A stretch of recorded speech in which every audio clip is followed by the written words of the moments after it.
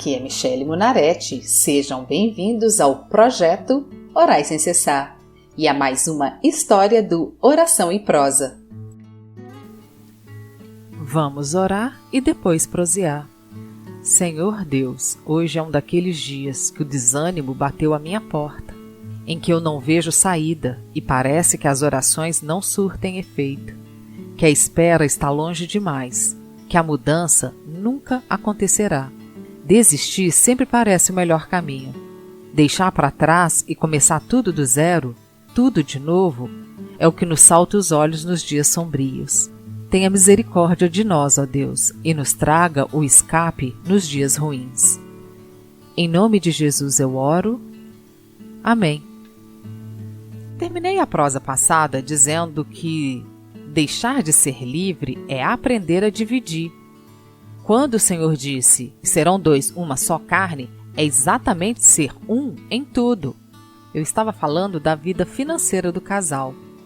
E eu te pergunto, quantos casos ou quantos casais você conhece que cada um tem a sua conta bancária separada? Um não sabe o quanto o outro ganha. Isso não é casamento, pelo menos não um casamento cristão, com os propósitos definidos por Deus em sua palavra. Como os casais que levam vidas separadas esperam chegar a ser um bom vinho? Esperam se transformar em uma boa safra, como disse o mestre Sala ao esposo. Todo homem põe primeiro o vinho bom, e quando já tem bebido bem, então o inferior, mas tu guardaste até agora o bom vinho. Vamos lá. Depois de ficarem presos juntos, o casal começa a enfrentar problemas que até então não lhe diziam respeito. Por isso, no processo de fabricação de vinho, a primeira recomendação é preciso controlar a temperatura do invólucro, pois, a partir dela, o processo pode ser retardado ou até interrompido. Entende que quando a temperatura no casamento aumenta, quando as brigas se prolongam demais, quando não há perdão, o processo acontece como o vinho?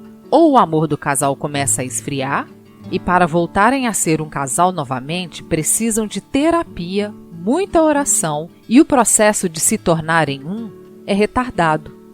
Já com outros casais, eles jogam a toalha e o processo é interrompido. Passam logo para o divórcio. Não querem mais saber de perdão, de conversa, de terapia, porque a temperatura aumentou tanto que muitas brigas passam para ofensas e até agressões físicas. É por isso que o Senhor Jesus precisa estar presente no casamento desde a concepção dele, ou seja, já nas bodas, porque na lua de mel o negócio já começa a ferver, se não até borbulhar.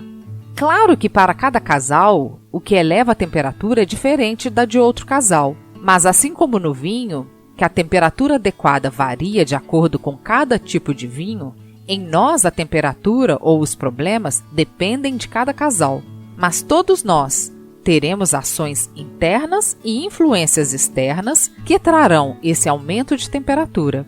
Assim como no vinho, que o contato das leveduras e bactérias com o mosto é o que dá início a todo o processo.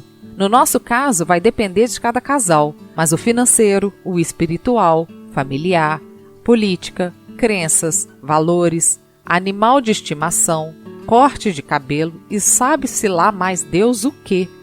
O primeiro problema, sem dúvida, quase sempre será o financeiro, porque não existe mais o meu e o seu, agora será o nosso. Pelo menos assim que deveria ser. No meu caso, começou já na lua de mel. Na minha casa, diferentemente de outras casas, eu economizo e o meu marido que gasta. Então, na lua de mel, estávamos em uma cidade e queríamos ver uma peça teatral famosa. E o meu marido queria ir ao lugar mais e mais da cidade. Mas em outros teatros também faziam a tal apresentação e um belo dia, passeando pela avenida turística, apesar do meu marido já ter na cabeça dele que teria que ser aquele teatro, eu vi alguém anunciando a tal peça em outro teatro por 3 vezes menos do que o valor do teatro mais e mais. Então eu lhe disse, olha, naquele local é mais em conta. Pronto. Não precisei de mais nada para começar a quebra de moléculas no casamento. Foi um barraco só. E desde então tivemos que aprender a lidar com os gastos. Muitas das vezes eu finjo que não estou vendo, apesar de achar que está gastando demais, e outras vezes ele deixa de gastar para não me incomodar. Mas o mais importante nisso é que aprendemos a conversar um com o outro sobre o que fazer ou não. Pois antigamente ele chegava a gastar sem me dizer e quando chegava o fim do mês, a briga vinha. Hoje em dia, quando vamos falar sobre dinheiro, quando eu discordo, ele às vezes diz: "Isso eu não abro mão." E nós vamos nos equilibrando. Uma vez deixa para lá, na outra deixa de gastar e não temos mais aquelas brigas sem fim por causa de gastos. Mas não há transformação sem aumentar a temperatura, sem sair do conforto, sem aprender a lidar com o outro. No meu caso, e imagino que no caso de muitos casais, nossos familiares são excelentes catalisadores. Catalisador é uma substância que modifica a velocidade de uma reação química. Ou seja, o negócio já está pegando fogo sozinho, sem familiar nenhum entrar com seu dedo. Mas depois que eles entram, aí o negócio não só pega fogo. Eles jogam gasolina e colocam os bombeiros de greve. Quantos casos você não conhece ou até mesmo já aconteceu com você de familiar subir a temperatura do seu casamento a ponto de você dizer: "Chega, não quero mais, isso não é para mim." Vou dar alguns exemplos que aconteceram com pessoas próximas que foram verdadeiros catalisadores para aumentar a temperatura sem o casal precisar fazer nada. Uma amiga da minha irmã casou-se. Eles resolveram comprar um terreno para construir um sítio na cidade onde o sogro da amiga mora.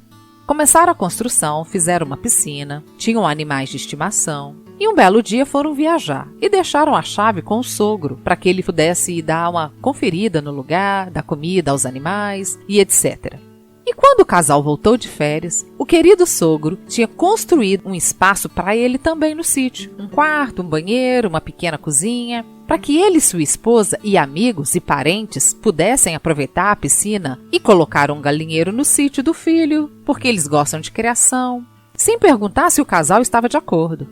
E quando os pombinhos chegaram de viagem, encontraram a piscina cheia de convidados do sogro. Quando eu soube dessa história, meu coração começou a palpitar e eu nem conheço ninguém desse povo. Imagino a amiga da minha irmã. Outro caso foi de outros 2 pombinhos que depois de nascer sua primeira filhinha, o sogro da moça era pastor. E quando acabou o culto, ele perguntou quem queria ir visitar a netinha com ele. E o pastor levou alguns de seus membros sem avisar aos pombinhos, no caso a nora, que estava indo à casa dela com convidados dele. Também em um grupo de oração, uma vez uma moça pediu oração para o sogro que os obrigava a almoçar todos os domingos na casa dele. E um belo dia, que a nora disse que não ia ao almoço, o sogro foi pessoalmente à casa dos pombinhos tirar satisfação com ela dentro da casa dela.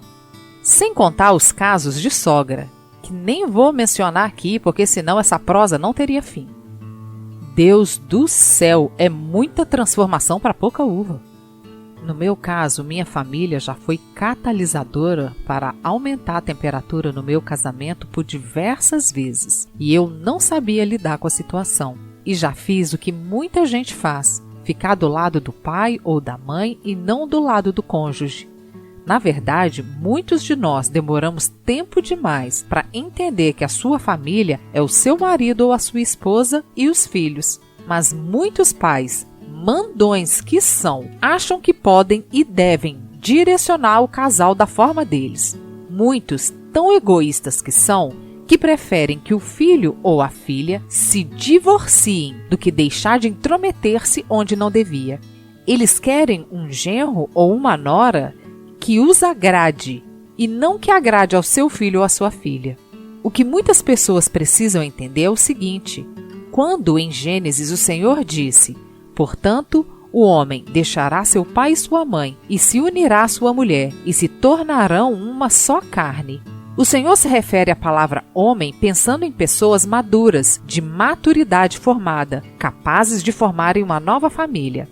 Deixará significa mudança, transformação. Seu pai e sua mãe significa o modelo de família completa no qual eles formarão. Se unirá à sua mulher significa que a partir de agora serão uma nova família.